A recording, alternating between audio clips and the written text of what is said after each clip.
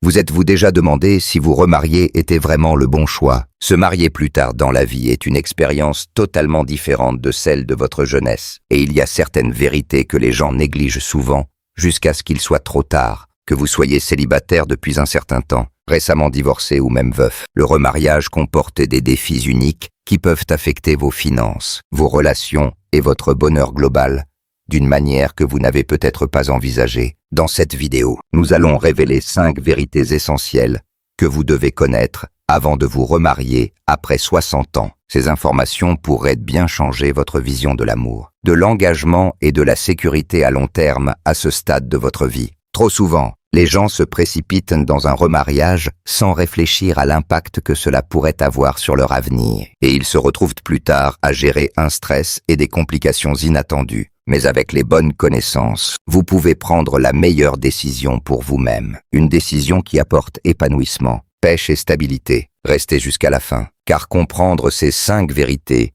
pourrait vous aider à éviter des chagrins inutiles et à garantir que toute nouvelle relation dans laquelle vous vous engagez est vraiment la bonne pour vous. Que vous envisagiez de vous remarier bientôt ou que vous exploriez simplement cette possibilité, vous voudrez écouter ceci. Allons-y. Numéro 1. Les réalités financières changent après 60 ans. L'une des plus grandes surprises auxquelles les gens sont confrontés lorsqu'ils se remarient plus tard dans la vie est l'impact que cela peut avoir sur leur situation financière. Beaucoup supposent que se marier à nouveau est simplement une question d'amour et de compagnie. Mais la réalité est que le mariage est également un engagement légal et financier. Si vous ne faites pas attention, cela peut affecter vos économies de retraite, vos prestations de sécurité sociale, vos pensions et même ce que vous laissez à vos enfants ou à vos proches. La dernière chose que vous voulez est d'entrer dans un mariage en pensant qu'il rendra la vie plus facile pour réaliser plus tard qu'il a compliqué votre avenir financier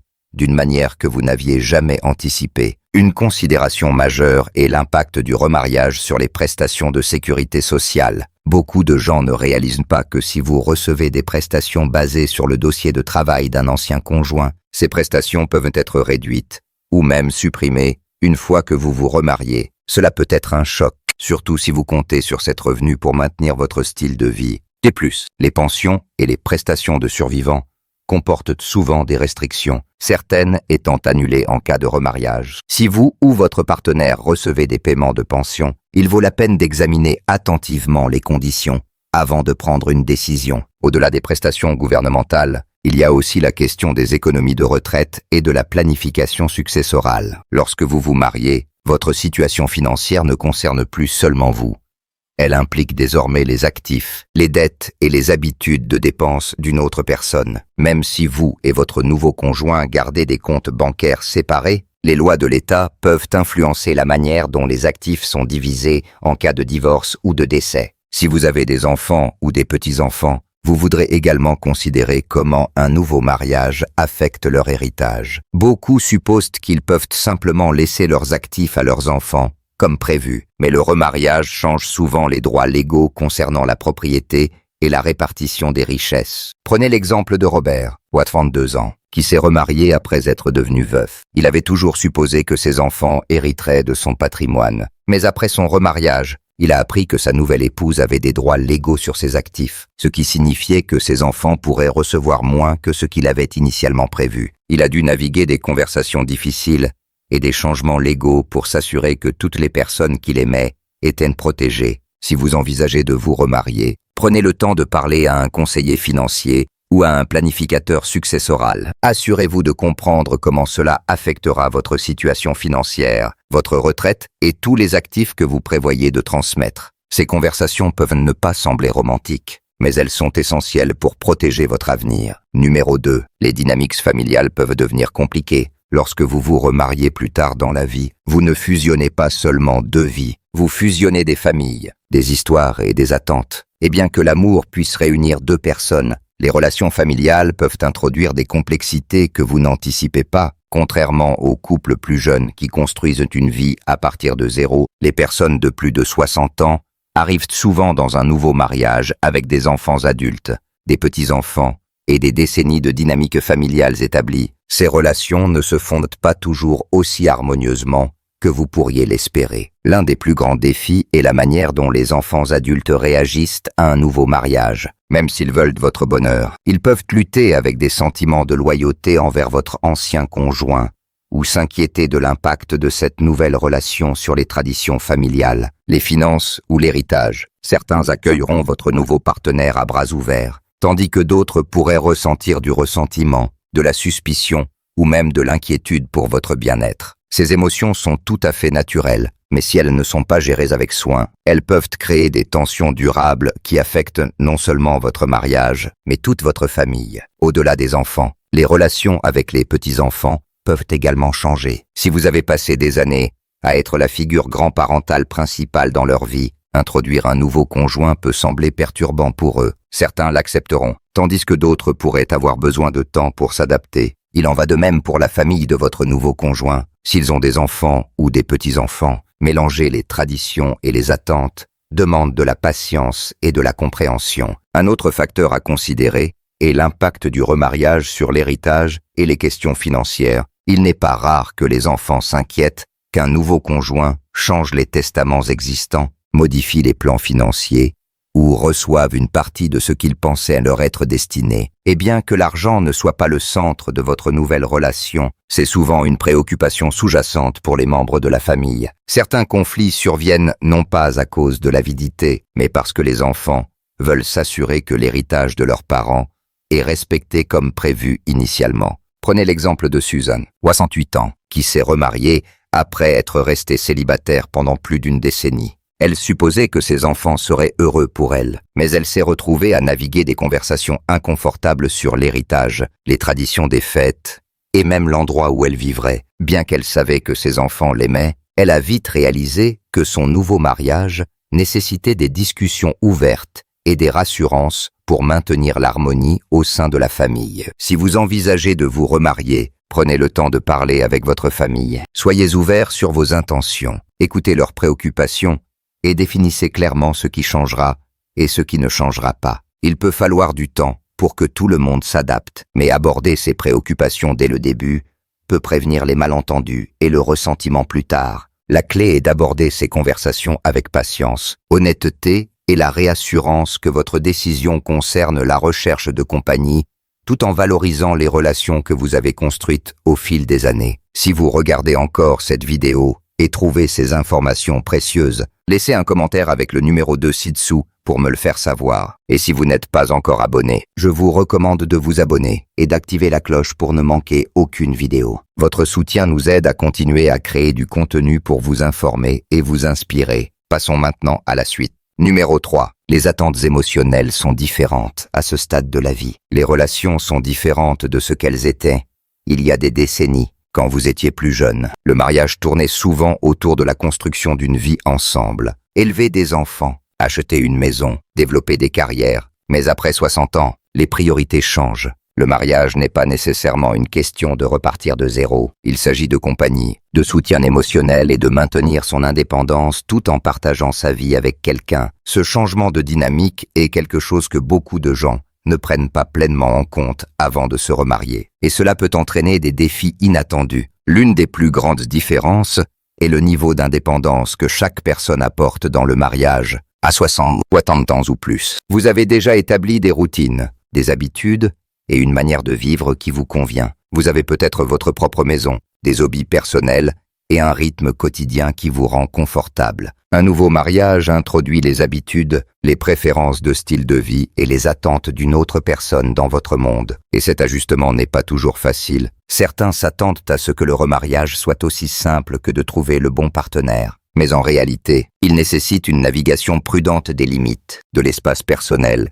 et de l'identité individuelle. Contrairement aux couples plus jeunes qui construisent peut-être une sécurité financière ensemble, les mariages plus tard dans la vie impliquent souvent deux individus qui sont déjà financièrement stables et émotionnellement autonomes. Cela signifie que les raisons de se réunir sont différentes. L'amour, la compagnie et les expériences partagées deviennent plus importants que les réalisations externes. Cependant, cela signifie également que les deux partenaires doivent être clairs sur leurs attentes. Combien de temps ils veulent passer ensemble, comment ils gèrent les désaccords et comment ils maintiennent leur indépendance personnelle, tout en nourrissant la relation. Un autre facteur à considérer est les expériences émotionnelles passées. Si vous avez perdu un conjoint ou traversé un divorce difficile, ces souvenirs et émotions ne disparaissent pas simplement lorsque vous vous remariez. Vous et votre nouveau partenaire apportez chacun des décennies d'histoire, des relations précédentes, des liens familiaux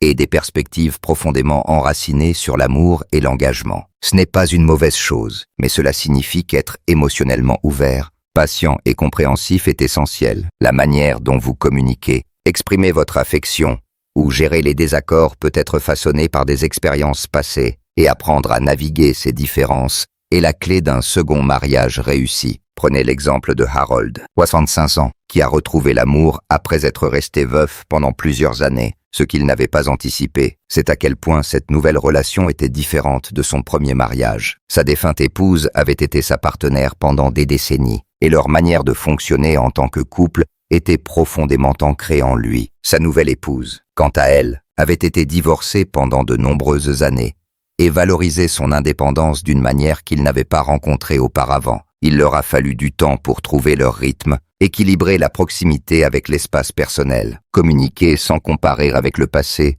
et embrasser pleinement la dynamique unique de leur mariage. Si vous pensez à vous remarier, demandez-vous ce que vous voulez vraiment de cette relation. Cherchez-vous une compagnie sans trop de changements dans votre routine quotidienne? Voulez-vous partager une maison ou préféreriez-vous maintenir des espaces de vie séparés? Êtes-vous émotionnellement prêt pour les réalités de fusionner deux vies établies? Les réponses à ces questions peuvent aider à garantir que votre prochain mariage soit construit sur une compréhension mutuelle plutôt que sur des attentes non satisfaites. Numéro 4. Les considérations légales comptent plus que vous ne le pensez. Le mariage n'est pas seulement un engagement émotionnel, c'est un contrat légal. Et lorsque vous vous remariez après 60 ans, les aspects légaux de ce contrat peuvent être bien plus complexes qu'ils ne l'étaient dans votre jeunesse. Beaucoup supposent que l'amour seul suffit à faire fonctionner un mariage, mais sans comprendre les implications légales, vous pourriez vous retrouver confronté à des conséquences inattendues plus tard. Des accords prénuptiaux au droit de décision médicale.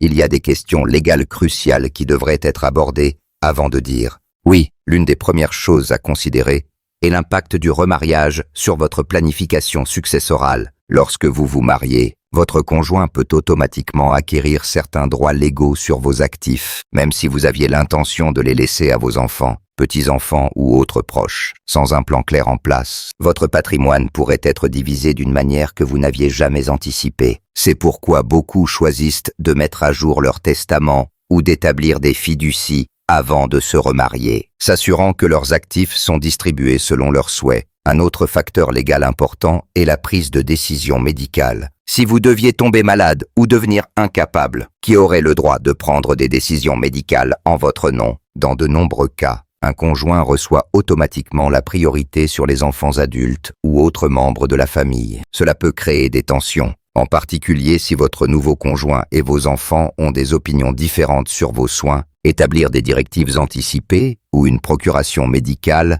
peut clarifier vos souhaits et prévenir les conflits potentiels avant qu'ils ne surviennent.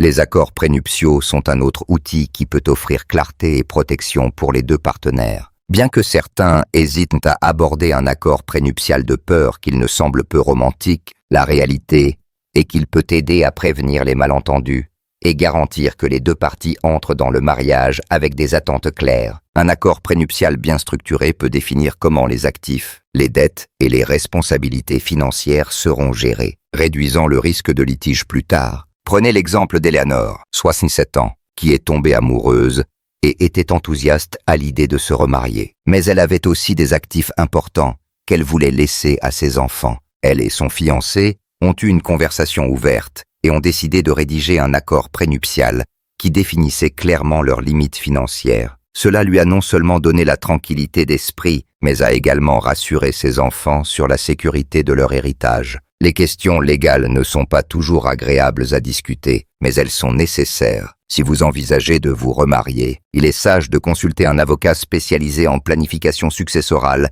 et en droit familial. Avoir ces discussions dès le début peut éviter la confusion et le stress plus tard, vous permettant de vous concentrer sur ce qui compte vraiment. Construire une relation épanouissante et sécurisée. Si vous regardez encore cette vidéo et trouvez ces informations précieuses, laissez un commentaire avec le numéro 4 ci-dessous pour me le faire savoir. Et si vous n'êtes pas encore abonné, je vous recommande de vous abonner et d'activer la cloche pour ne manquer aucune vidéo. Votre soutien nous aide à continuer à créer du contenu pour vous informer et vous inspirer. Passons maintenant à la suite. Numéro 5. La définition du bonheur change avec l'âge. En vieillissant, notre compréhension du bonheur évolue. Dans nos jeunes années, le mariage symbolise souvent la construction d'un avenir. Élever une famille, établir une sécurité financière ou créer une vie partagée à partir de zéro. Mais après 60 ans, le bonheur ne concerne plus la construction. Il s'agit de maintenir, de profiter et de trouver un épanouissement dans la vie que vous avez déjà créée. Cela signifie qu'avant de vous remarier, il est essentiel de vous demander si cette relation correspond au type de bonheur que vous voulez vraiment à ce stade de votre vie. Beaucoup supposent que se marier à nouveau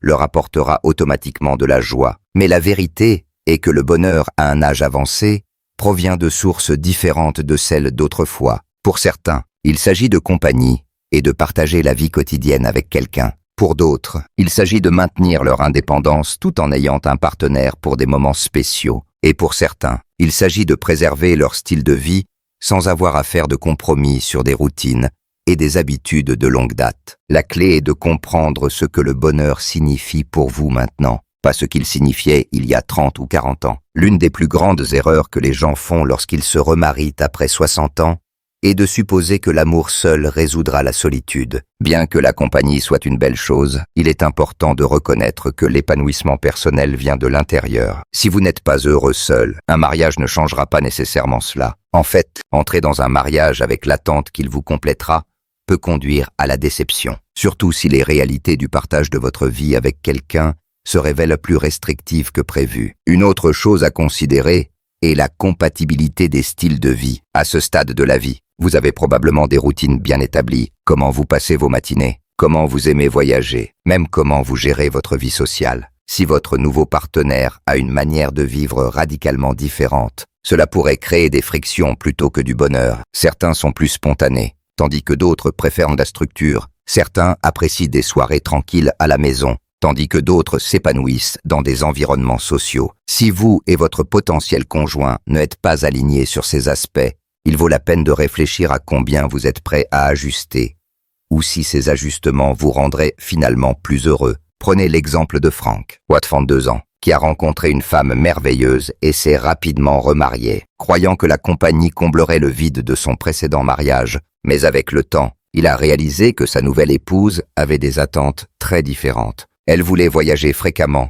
tandis qu'il préférait rester près de chez lui. Elle était très sociable, tandis qu'il chérissait le temps calme. Bien qu'ils s'aimaient, ils ont eu du mal à trouver un terrain d'entente, et Frank se sentait souvent comme s'il avait perdu une partie de la liberté et du confort qu'il appréciait dans ses années célibataires. Avant de vous remarier, prenez le temps de réfléchir à ce qui vous rend vraiment heureux. Voulez-vous un mariage traditionnel où vous partagez tout? Ou préféreriez-vous une compagnie avec un espace personnel? Seriez-vous plus heureux en vivant séparément, mais en maintenant une relation engagée? Il n'y a pas de bonne ou de mauvaise réponse, seulement ce qui vous semble juste. La chose la plus importante est de s'assurer que toute décision que vous prenez soutient votre bonheur à long terme, plutôt que de perturber la paix et l'épanouissement que vous avez déjà construit dans votre vie. En conclusion, prenez un moment pour réfléchir à ce que nous avons couvert. Se remarier après 60 ans peut être une expérience merveilleuse, mais c'est aussi une décision qui comporte des réalités importantes, que trop de gens négligent, jusqu'à ce qu'ils soient déjà au milieu de celles-ci. Des considérations financières aux dynamiques familiales,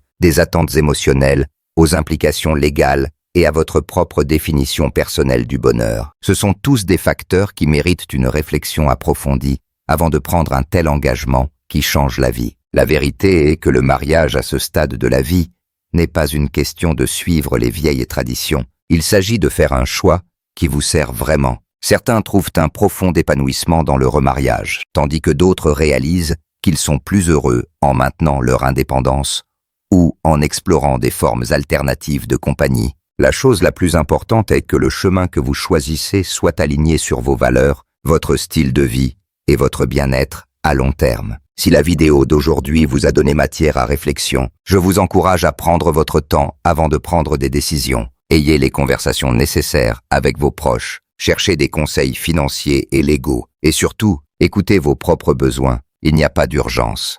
Ce stade de la vie est une question d'embrasser ce qui vous rend vraiment heureux, pas ce que les autres attendent ou ce que la société vous dit être normal. Merci de nous avoir rejoints aujourd'hui. Nous aimerions avoir de vos nouvelles. Laissez un commentaire ci-dessous et partagez une chose que vous avez apprise aujourd'hui et comment vous comptez l'utiliser dans votre vie. Vos pensées sont importantes pour nous, alors n'hésitez pas à les partager. Vos commentaires nous motivent et nous encouragent. Si vous avez aimé cette vidéo et l'avez trouvée utile, merci de liker, de vous abonner et de partager. Votre soutien nous aide à continuer à créer du contenu pour vous informer et vous inspirer. Merci de nous avoir regardés et nous avons hâte de vous retrouver dans la prochaine vidéo.